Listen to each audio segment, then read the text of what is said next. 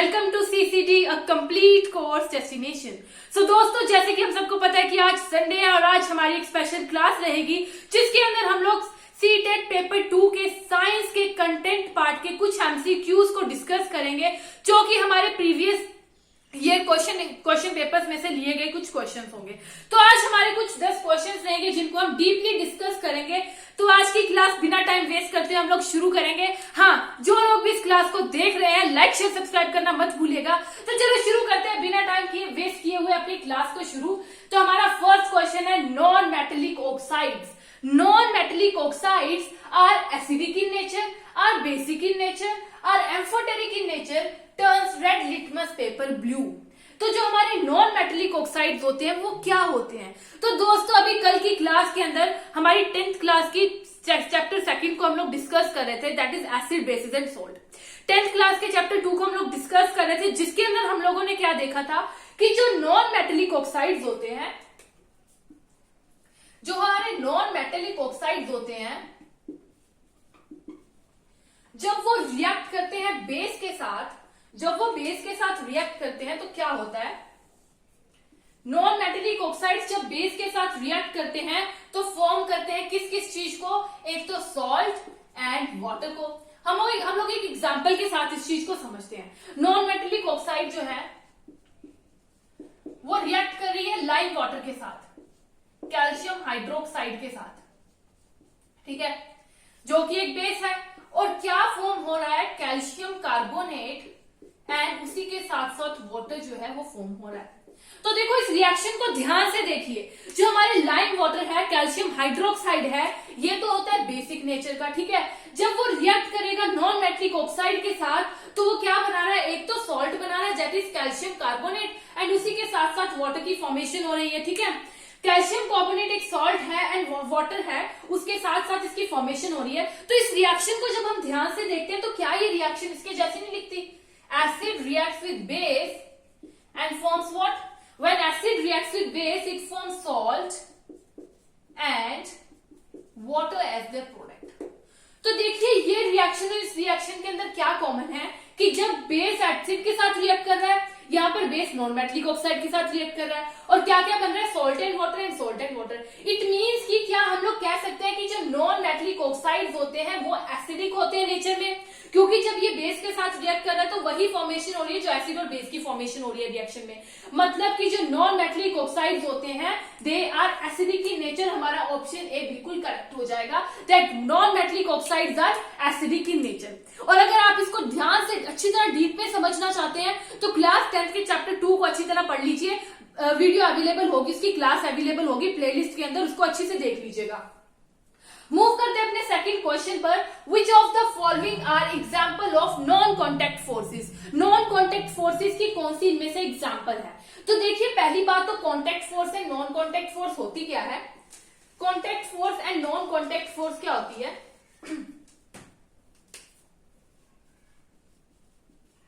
Contact force and non contact force.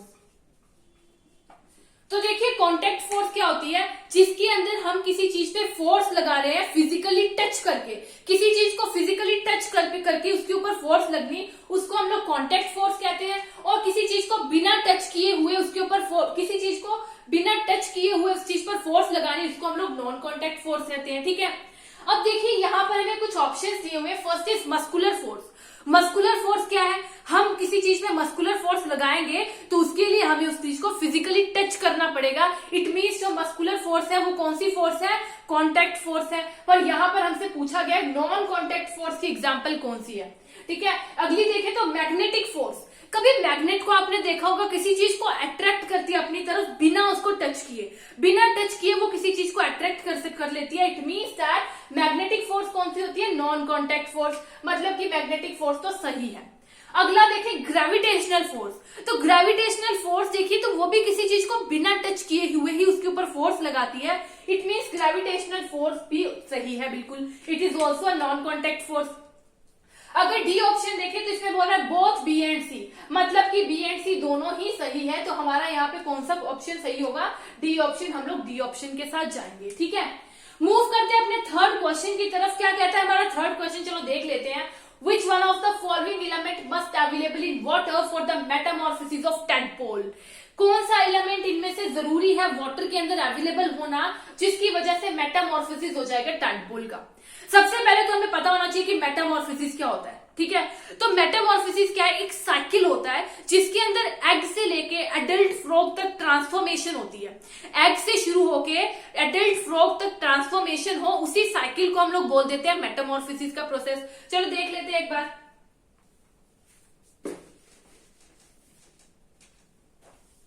सबसे पहले क्या होता है, जो एडल्ट फ्रॉग्स होते हैं, एडल्ट फ्रॉग होते हैं वो वाटर के अंदर एग्स को रिलीज करते हैं, ठीक है। सबसे पहले क्या हुआ, जो एडल्ट फ्रॉग्स थे उन्होंने वाटर के अंदर एग्स को रिलीज किया।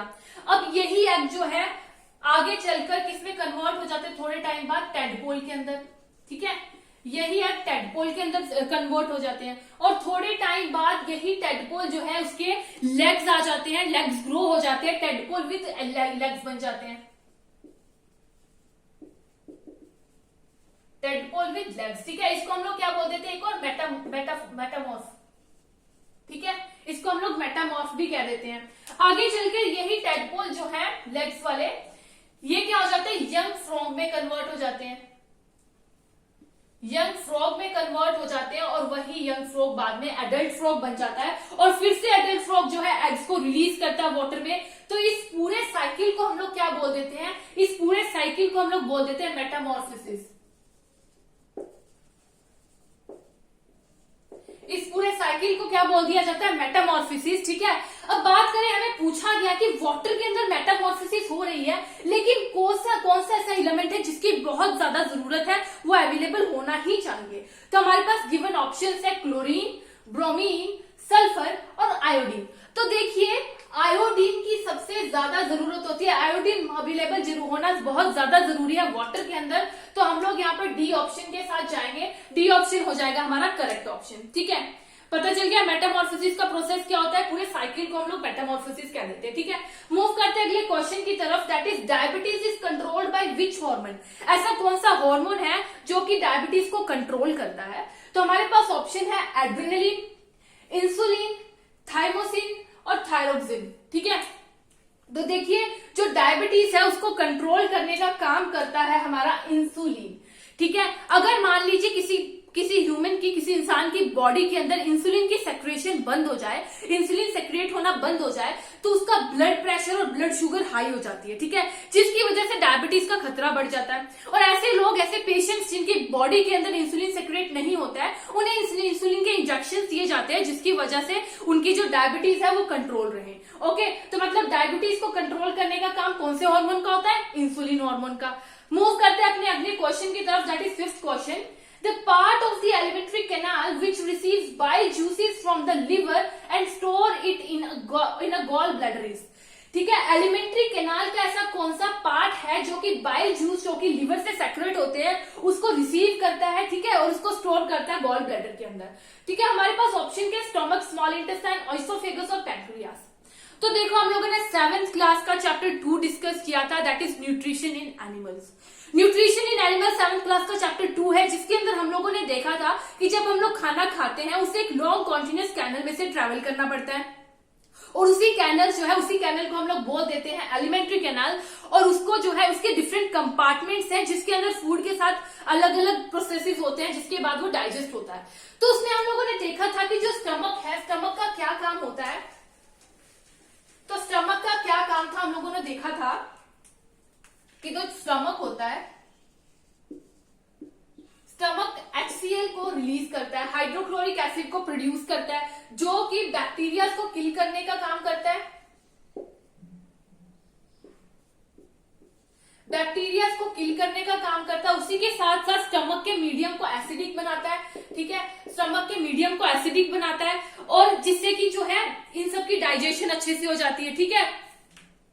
इसी के साथ साथ ये पेप्सिन को भी एक्टिवेट करता है, पेप्सिन को भी एक्टिवेट करता है और ये जो पेप्सिन है ये प्रोटीन को डाइजेस्ट करने में हेल्पफुल होती है, प्रोटीन को डाइजेस्ट करने में पेप्सिन हेल्पफुल होती है जो किसको एक्टिवेट करता है, HCl। उसी के साथ साथ जो स्टमक है ये म्यूकस को भी रिलीज करता है। म्यूकस का क्या काम होता है, जो स्टमक की इनर वॉलिंग होती है, स्टमक की इनर वॉलिंग को प्रोटेक्ट करने का काम करती है म्यूकस। ठीक है, तो स्टमक का क्या काम था, स्टमक ने हाइड्रोक्लोरिक एसिड को प्रोड्यूस किया जो कि बैक्टीरिया को किल करता है, जो खाने के साथ साथ हमारे पेट के अंदर चले जाते हैं। उसी के साथ साथ ये स्टमक के मीडियम को एसिडिक बनाता है और पेप्सिन को एक्टिवेट करता है जो कि प्रोटीन को डाइजेस्ट करने में हेल्पफुल होते हैं। उसके बाद ये म्यूकस को रिलीज करता है जो कि स्टमक की इनर लाइनिंग है उसको जो एसिड है उससे बचाने का काम करती है म्यूकस। ठीक है, ये तो हमारे स्टमक का काम हो गया। उसके बाद हमारा ऑप्शन है स्मॉल इंटेस्टाइन। तो देखो, जब हम स्मॉल इंटेस्टाइन के बारे में डिस्कस कर रहे थे तो हम लोगों ने देखा था जो स्मॉल इंटेस्टाइन होते हैं इसका क्या काम होता है। एक तो ये लीवर और पैंक्रियाज की जो सेक्रेशंस होती है उसको रिसीव करने का काम करता है। कौन करता है रिसीव करने का काम, स्मॉल इंटेस्टाइन। हमारी स्मॉल इंटेस्टाइन है, एक तो ये लिवर की और दूसरी है पैंक्रियाज की सेक्रेशन को रिसीव करने का काम करती है। ठीक है, उसी के साथ साथ फूड की कंप्लीट डाइजेशन स्मॉल इंटेस्टाइन के अंदर होती है। कंप्लीट डाइजेशन ऑफ फूड,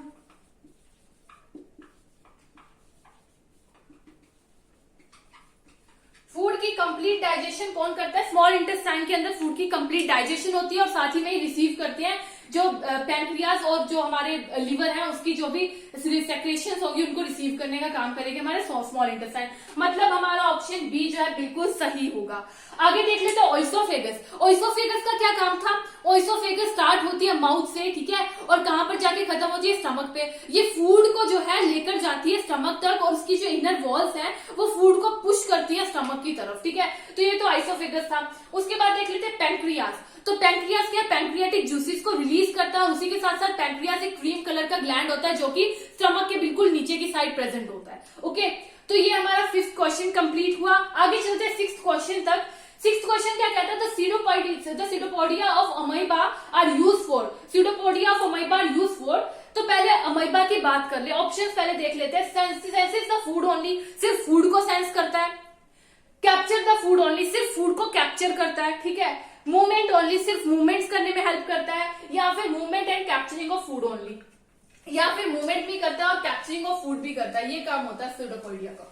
तो सबसे पहले देख ले कि अमीबा, अमीबा जो हमारा होता है सिंगल सेल माइक्रो ऑर्गेनिज्म होता है जो कि हमें पॉन्ड वाटर के अंदर मिल जाएगा इजीली। ठीक है, और जो अमीबा होता है ये माइक्रोस्कोप की हेल्प से हम इसको देख सकते हैं। सेकंड बात की जो अमीबा होता है इसकी कोई फिक्स शेप नहीं होती है, कोई भी एक फिक्स शेप अमीबा की नहीं होती है, किसी भी शेप में कन्वर्ट हो जाता है।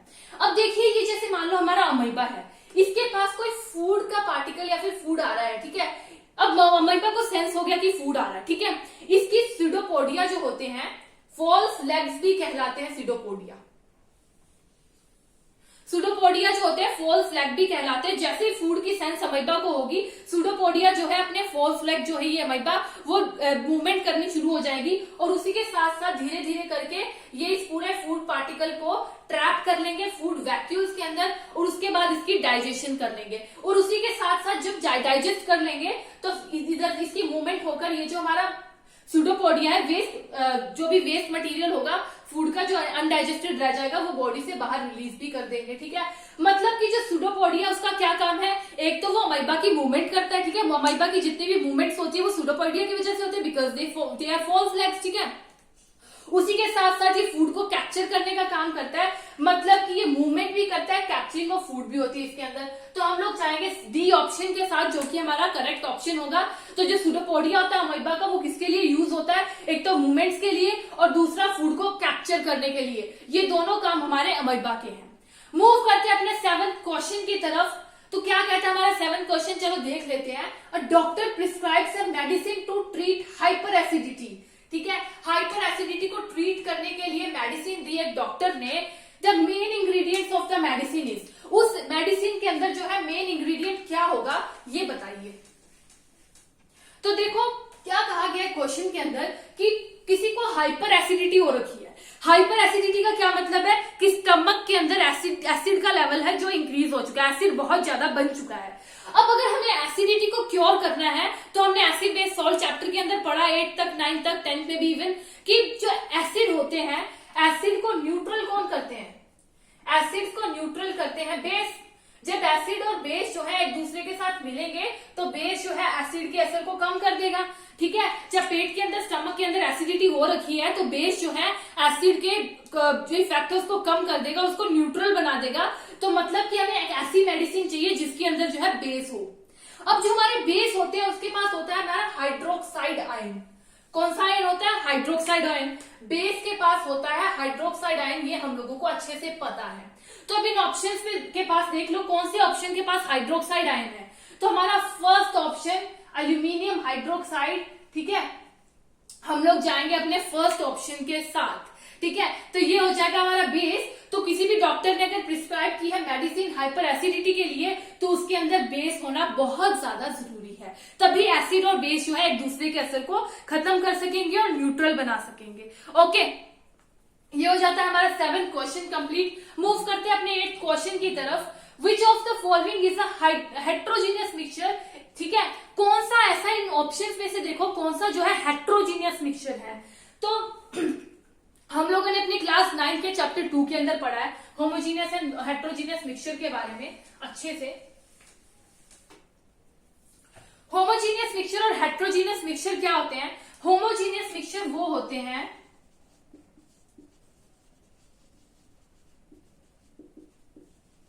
होमोजीनियस मिक्सचर वो होते हैं जिनके अंदर कोई सेपरेशन बाउंड्री नहीं होती, नो सेपरेशन बाउंड्रीज।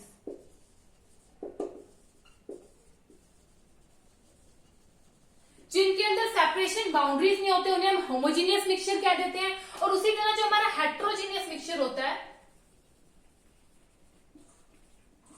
उसके अंदर सेपरेशन बाउंड्रीज होती हैं,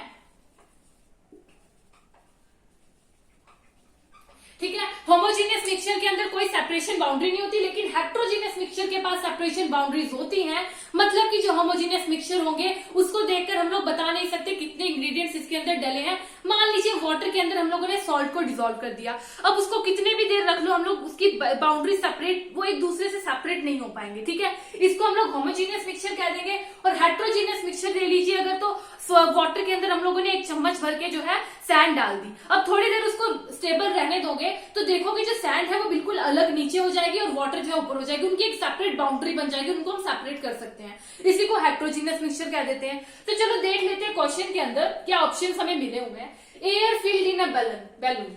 सबसे पहले तो जो एयर होती है, एयर कौन सा मिक्सचर होता है? Air is a homogeneous mixture, ये हमें अच्छी तरह से पता है, ठीक है। एयर जो होता है हमारा होमोजीनियस मिक्सचर होता है। और क्वेश्चन ने क्या पूछा है? विच of the following is a heterogeneous mixture, कौन सा जो है हेट्रोजीनियस मिक्सचर है। अब एयर तो हो गया हमारा होमोजीनियस मिक्सचर, तो ये हमारा आंसर नहीं हो सकता, ए ऑप्शन।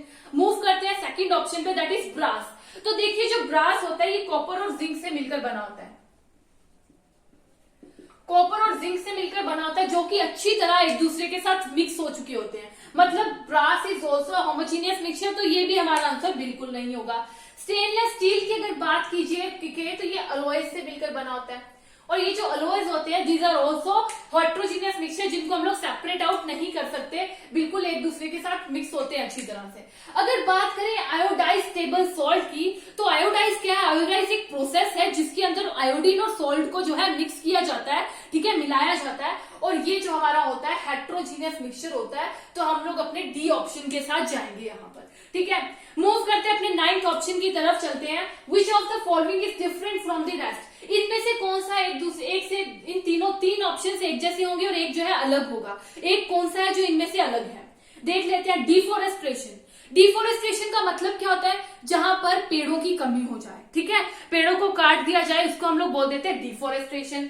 तो डिजर्टिफिकेशन क्या है? जहां पर पानी की कमी हो, वहीं भी हम लोग बोल देते हैं डिजर्टिफिकेशन, ठीक है। इरोजन कहां पे बोलते हैं? इरोजन का क्या मतलब होता है? जहां पर पानी की वजह से, जहां पर पेड़ नहीं होंगे, अपर लेयर जो सॉइल की होती है वो खत्म हो जाए या फिर खराब हो जाए या फिर पानी के साथ बह जाए, उसको हम लोग बोल देते हैं इरोजन। आगे आ जाता है कंजर्वेशन। कंजर्वेशन का क्या मतलब होता है?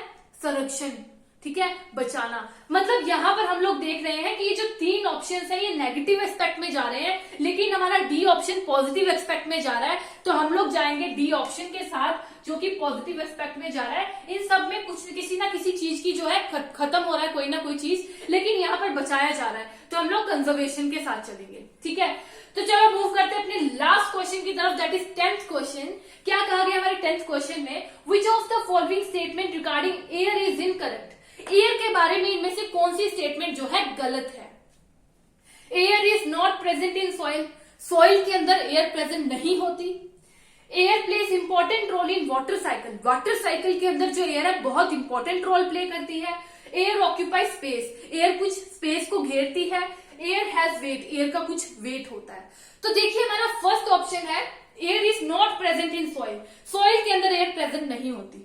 ऐसा बिल्कुल नहीं है, सॉइल के अंदर एयर प्रेजेंट होती है, जिसकी वजह से जो माइक्रो ऑर्गेनिजम्स है उसके अंदर सर्वाइव कर पाते हैं। एयर के अंदर जो है माइक्रो ऑर्गेनिजम्स जो है सर्वाइव कर पाते हैं, माइक्रो ऑर्गेनिज्म सर्वाइव कर पाते हैं एयर के अंदर। उसी के साथ साथ एयर को फर्टाइल भी बनाती है, सॉइल को फर्टाइल भी बनाती है हमारी एयर। मतलब कि ये ऑप्शन तो हमारा बिल्कुल गलत है। ठीक है, air plays important role in water cycle, water cycle के अंदर एक एयर बहुत इंपॉर्टेंट रोल प्ले करती है, ये बात तो बिल्कुल सही कही गई है। एयर ऑक्यूपाई स्पेस, एयर के कुछ स्पेस घेरती है, बिल्कुल सही है, एयर स्पेस घेरती है। एयर हैज वेट, एयर का वेट पक्का होता है, थोड़ा होता है लेकिन एयर का वेट होता जरूर है। ठीक है, तो देखो हमारे पास यहाँ पे क्वेश्चन में पूछा गया स्टेटमेंट इज इनकरेक्ट, कौन सी स्टेटमेंट इनकरेक्ट है। तो इसमें हमारी फर्स्ट स्टेटमेंट इनकरेक्ट है, मतलब कि हमारा फर्स्ट ऑप्शन हो जाएगा करेक्ट।